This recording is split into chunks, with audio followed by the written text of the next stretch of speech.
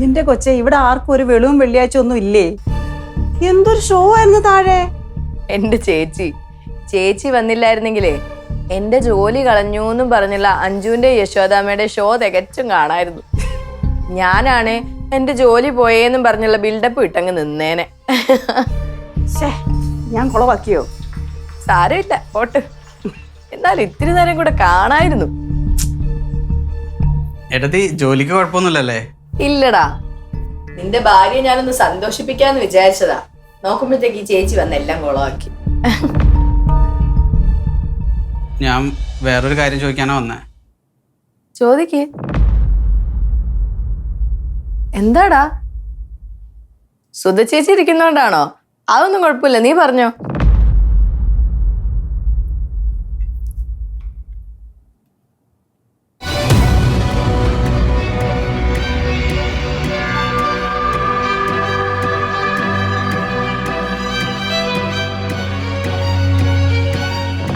ഈ ഫോട്ടോ നിനക്ക് എവിടുന്ന് കിട്ടി?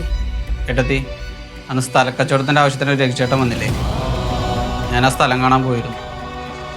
അവിടെ ആൾ താമസമൊന്നുമില്ല, ആകെ പൊട്ടിപ്പൊളിഞ്ഞ് കിടക്കാം. എനിക്ക് അവിടെ നിന്ന് കിട്ടിയത് ഈ ഫോട്ടോ.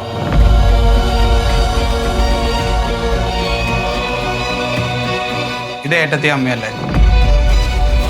ഈ ഫോട്ടോ എങ്ങനെ രഘുചേട്ടൻ്റെ വീട്ടിൽ വന്നത്? നിങ്ങൾ തമ്മിൽ എന്താ ബന്ധം? നീ ഇത് രഘുവിനോട് ചോദിച്ചോ? ഇല്ല.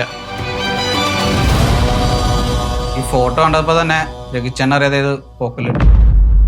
എന്തോ എനിക്ക് ചോദിക്കാൻ തോന്നിയില്ല. പുള്ളി നിങ്ങൾ തമ്മിൽ എന്താ ബന്ധം?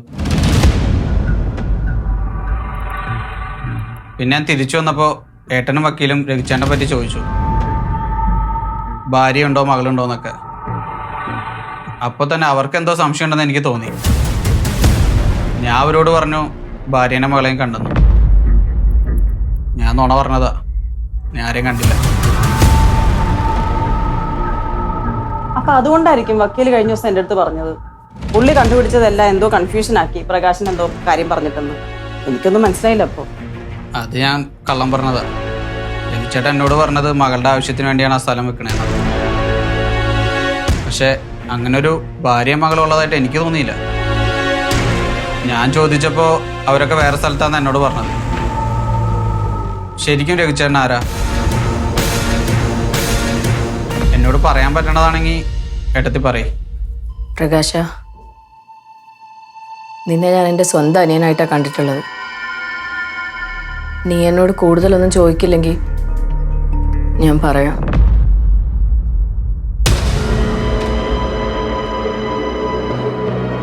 ഏട്ടത്തി പറയ്.